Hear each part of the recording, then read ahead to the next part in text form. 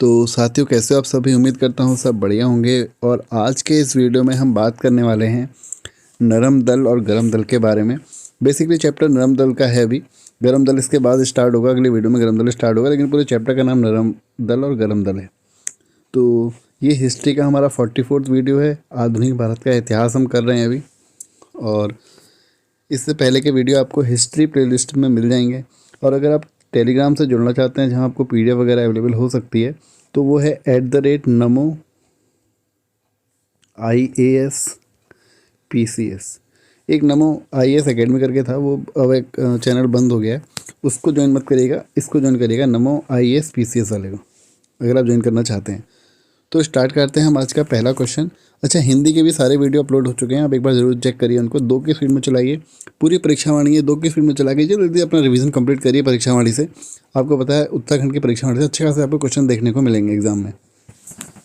तो जो साथी नए हैं वो वीडियो को लाइक कर दीजिए, और पहली बार चैनल पर आए हैं तो चैनल को सब्सक्राइब कर दीजिए। स्टार्ट करते हैं हम आज का पहला क्वेश्चन। तो पहला क्वेश्चन है हमारा, किस ब्रिटिश वायसराय ने 1880 के दशक के प्रारंभ में विदेशी शासन के विरुद्ध भारतीय असंतोष को बढ़ाने में महत्वपूर्ण भूमिका निभाई थी? तो वो था लिटन। इसका जो टाइम पीरियड था वो था 1876 से 80 के बीच का। ठीक है, ये अगर मैं आपको एक शब्द में बोलूँ तो ये कोई अच्छा वायसराय नहीं था भारत के हिसाब से। ठीक है, अच्छा वायसराय भारत के हिसाब से हम कह सकते हैं, मतलब इसके कंपैरिजन में कह सकते हैं रिपन। ठीक है ना, इससे कंपैरिजन में रिपन ने काफ़ी अच्छे सुधार किए थे भारत के लिए, लेकिन जो लिटन था ये कोई अच्छा वायसराय भारत की नज़र में तो बिल्कुल भी नहीं था। तो 76 से 80 का इसका बीच का टाइम पीरियड था। और लिटन के अगर मैं आपको कुछ काम बताऊं तो इसने क्या किया था, एक अकाल आयोग की स्थापना करी थी इसने 1878 में। ठीक है, उसके अध्यक्ष थे रिचर्ड स्टैची।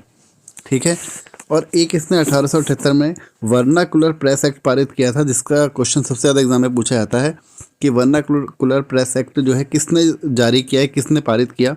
तो वो इसी ने पारित किया था। क्या नाम था इसका? लिटन। और जो ये मेनली जो अखबार ये प्रेस जो लाया था, ये लाया था सोम प्रकाश के लिए। ठीक है, सोम प्रकाश अखबार के लिए लाया था। एक इसने पारित किया था आर्म्स एक्ट 1878 में। ठीक है, और एक इसने किया था कि सिविल सेवा की जो उम्र थी वो इसने घटाकर 21 वर्ष से 19 कर दी थी। इसी ने करी थी ये, किसने? लिटन ने। फिर रिपन आया तो रिपन ने उसको वापस रिवर्स कर दिया, यानी कि फिर से 21 वर्ष कर दी थी। तो ये जो 21 वर्ष थी भारतीयों के लिए अच्छी चीज़ थी, लेकिन ये जैसे कि मैंने आपको बताया भारतीयों की नज़र में अच्छा नहीं था लिटन। तो इसने बस भारत के जो अपोज में जो काम रहते थे सिर्फ इसने वो किए। तो ये था लिटन का काम। अब बात करते हैं डफरिन की। आपको पता है जो डफरिन था, डफरिन आया था रिपन के बाद, क्योंकि रिपन का जो टाइम पीरियड है इसके जस्ट बाद है लिटन के, यानी कि 1880 से 84 के बीच में आपका काम ये है रिपन का। अब अच्छा, पहले रिपन की ही बात कर लेते हैं। रिपन ने क्या क्या अच्छे काम किए भारत के लिए। एक तो इसने जो वर्नाकुलर प्रेस एक्ट 1878 था उसको 4 साल बाद कह सकते हैं, क्योंकि 87 में आया और 82 में इसने इसको हटा दिया। ठीक है, दूसरा इसने सिविल सेवा की जो उम्र थी 21 वर्ष कर दी थी, 19 वर्ष कर दी थी उसने, दोबारा इसने इसको 21 वर्ष किया, जो कि भारतीयों के लिए काफ़ी हितकारी था। ठीक है, अगला काम इसका एक काम ये था कि इसने नियमित जनगणना कराई 1881 में। जो नियमित जनगणना है वो इसी ने कराई है। ठीक है, एक काम और था इसका, 1881 में प्रथम कारखाना अधिनियम लाया। प्रथम कारखाना अधिनियम ये बच्चों के लिए, बच्चों से संबंधित था। फिर उसके बाद महिलाओं के लिए आया, वो महिलाओं के लिए हितकारी था। ठीक है, एक इसका क्वेश्चन और आता है एग्जाम में कि इल्बर्ट विल विवाद के कारण त्यागपत्र। फिर इल्बर्ट विल विवाद किसके समय में हुआ था? तो वो रिपन के समय में ही हुआ था, और इसने उसके बाद इसने त्यागपत्र दे दिया था। ठीक है, तो ये था इसमें। और एक मैं आपको और बता दूं अगर, तो फ्लोरेंस नाइटिंगेल ने रिपन को भारत का उद्धारक कहा है। क्या कहा है? भारत का उद्धारक। किसने कहा है? फ्लोरेंस नाइटिंगेल ने।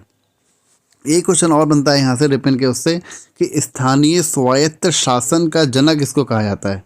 स्थानीय स्वायत्त शासन का जनक इसको कहा जाता है। तो मैंने आपको कुछ फैक्ट बताया, इनको याद रखिएगा। अगला है हमारा डफरिन। तो डफरिन के जो एग्ज़ाम में मेन पूछा जाता है डफरिन का, एक तो जब कांग्रेस की स्थापना हुई तो उस समय यही गवर्नर था, या इस समय वही वायसराय था, कहेंगे 1885 के टाइम पर। फिलहाल हम बढ़ते हैं अगले क्वेश्चन की तरफ, जो कि हमारा लिटन द्वारा प्रस्तावित वैधानिक जनपद सेवा स्टैट्यूटरी सिविल सर्विसेज जिसके तहत परीक्षा की आयु 21 वर्ष से घटाकर 19 वर्ष कर दी गई थी, कब लागू हुआ? तो 1878 में। ठीक है ना। अगला क्वेश्चन है हमारा इल्बर्ट वेल विवाद। मैंने आपको भी बताया इल्बर्ट वेल विवाद जो कि 1884 में आया था, रिपन के समय में ये एक उभरा था। ठीक है, उसके बाद फिर इसने क्या कर दिया था, त्यागपत्र दे दिया था। अगला क्वेश्चन है हमारा भारतीय संघ के संस्थापक कौन है इंडियन एसोसिएशन के? तो वो हैं सुरेंद्र नाथ बनर्जी। और सुरेंद्र नाथ बनर्जी से एक संबंधित क्वेश्चन पूछा जाता है एग्जाम में कि एक पुस्तक है जिसका नाम है a nation in the making. तो a nation in the making पुस्तक सुरेंद्र नाथ बनर्जी के द्वारा ही लिखी गई है। ठीक है। और एक पुस्तक का नाम है इंडियन स्ट्रगल जो कि सुभाष चंद्र बोस के द्वारा लिखी गई है। ठीक है। और एक पुस्तक है बापू माय फादर, मन्नू बहन के द्वारा लिखी गई है। ठीक है। कुछ पुस्तकें हैं जो कि एग्जाम में बार बार पूछी जाती हैं। तो आगे बढ़ते हैं अगले क्वेश्चन की तरफ। वो है हमारा भारतीय राष्ट्रीय कांग्रेस की अध्यक्षता किसने करी थी? तो देखिए गणेश सागरकर ने नहीं करी थी, इन्होंने तो खैर कभी नहीं करी। एग्जाम में क्वेश्चन बनता भी है कि किसने इनमें से नहीं करी, तो बाल गंगाधर तिलक ने नहीं करी इनकी अध्यक्षता कभी भी। ठीक है ना। फिरोज शाह मेहता ने भी करी है, फिरोज शाह मेहता ने भी नहीं करी है ना। तो इन तीनों ने नहीं करी है। दादा भाई नौरोजी ने करी है और 3 बार करी है। कब कब करी है? 86, 93 और 1906 में। यानी कि दूसरी बार जब कांग्रेस का अधिवेशन हुआ था तो उन्होंने ही इसकी अध्यक्षता करी थी। किसने? दादा भाई नौरोजी ने। और इनकी तरफ से एक पत्रिका भी आती है, आपको पता होगा, जो रहनुमाई मादे जासिन सभा के हिसाब से कह सकते हैं, पारसी समाज सुधारकों की सभा थी, उसमें दादा भाई नौरोजी भी थे। तो रासत गुफ्तार, तो रासत गुफ्तार का नाम याद रखना, ये इन्हीं के द्वारा थी। एक वॉइस ऑफ इंडिया है, वो भी इन्हीं का ही है। और एक दो कुछ और हैं जो आते रहेंगे तो मैं आपको आके बताता रहूँगा। तो अगला है भारतीय राष्ट्रीय कांग्रेस में निम्न में से किसको नरम दलित नेता के तौर पर नहीं जाना जाता? तो बाल गंगाधर तिलक। आपको याद है बाल पाल है ना, बाल पाल और लाल, तो ये तीनों के तीनों कौन थे? गरम दल के नेता थे। ठीक है ना। दादा भाई नौरोजी आपको पता है नरम दल के। गोपाल कृष्ण गोखले ये कौन थे? ये गांधी जी के राजनीतिक गुरु थे, जिन्होंने गांधी जी से कहा था कि आप राजनीति में शामिल होने, सक्रिय राजनीति में शामिल होने से पहले आप एक बार पहले पूरे भारत का भ्रमण कराइए, उसके बाद शामिल होइए, क्योंकि आप उससे भारत को जानेंगे। और इनके गुरु थे एम जी रानाडे। ठीक है ना। मैंने आपको पूरी इनकी वो बता रखी है सीरीज़ की कौन किसके गुरु थे, तो ये एग्जाम में क्वेश्चन बना है। और बाल गंगाधर तिलक जी से एक क्वेश्चन एग्जाम में आता है कि उनका एक नारा था, वो नारा क्या था? स्वराज हमारा जन्मसिद्ध अधिकार है। ये नारा किसका था? तो बाल गंगाधर तिलक का।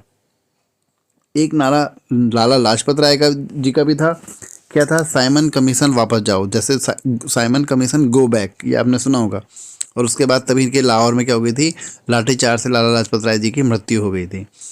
मतलब लाठीचार्ज से उनको चोट लगी और उसके बाद फिर उनकी क्या हो गई? मृत्यु हो गई थी।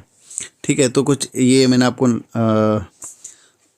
इनके नारे बताए। एक लाला लाजपत राय जी का और भी उनका एक वचन था, नारा तो नहीं कहेंगे उसको, वो था मेरे सिर पर लाठी का एक एक प्रहार अंग्रेजी शासन के ताबूत की एक कील साबित होगी। ये एकदम में पूछा गया है कि किसने कहा था, तो लाला लाजपत राय जी ने ही कहा था ये चीज़।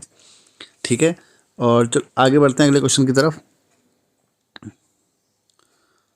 भारतीय राष्ट्रीय कांग्रेस की स्थापना 1885 में कर्जन के टाइम पर हुई थी, है ना, सॉरी डफरिन के टाइम पर हुई थी। अगला क्वेश्चन है हमारा निम्न में से कौन नरम पंथियों में नहीं थे? तो बाल गंगाधर तिलक नहीं थे। भारतीय राष्ट्रीय कांग्रेस के संस्थापक थे असैनिक सेवक। अधिकतर नरमपंथी नेता थे शहरी क्षेत्रों से। 1905 में बंगाल विभाजन किस वायसराय ने किया? तो कर्जन ने किया था। और क्या था? इसने भारतीय पुरातत्व के जो विभाग था उसकी स्थापना उसी के समय हुई। कब हुई है उसकी स्थापना? 1904 में। एग्जाम में बना है क्वेश्चन कब हुई है करके। ठीक है। इसके टाइम पर और क्या हुआ? सिंचाई विभाग की स्थापना हुई 1901 में। ठीक है। उसकी स्थापना करी किसने? कॉलिन स्कॉट मानक्रिफ ने। ठीक है। पूछे गए क्वेश्चन है जो मैं आपको सारे बता रहा हूँ, जो भी फैक्ट बता रहा हूँ सब पूछे गए हैं। उसके बाद 1902 में पुलिस आयोग बना और पुलिस आयोग के जो अध्यक्ष था वो था एंड्रयू फ्रेजर। 1901 में सिंचाई का कॉलिन स्कॉट मॉनक्रीफ। 1902 में पुलिस आयोग, है ना। और 1904 में क्या बना? मैंने आपको बताया अभी, भारतीय पुरातत्व विभाग। ठीक है ना। और एक भारतीय विश्वविद्यालय अधिनियम भी इसी के समय में पारित हुआ था। ठीक है ना। और टॉमस रेले वाला आपको मैंने बता ही दिया था एक बार पहले भी कि 1902 में टॉमस रेले की अध्यक्षता में विश्वविद्यालय आयोग गठित हुआ। तो ये कुछ फैक्ट बताया मैंने आप। तो इससे आगे क्वेश्चन हम अगले वीडियो में करेंगे, तो आप लोग वीडियो को लाइक और जो साथी नए जुड़े हैं चैनल को सब्सक्राइब करके जाइएगा। Thank you.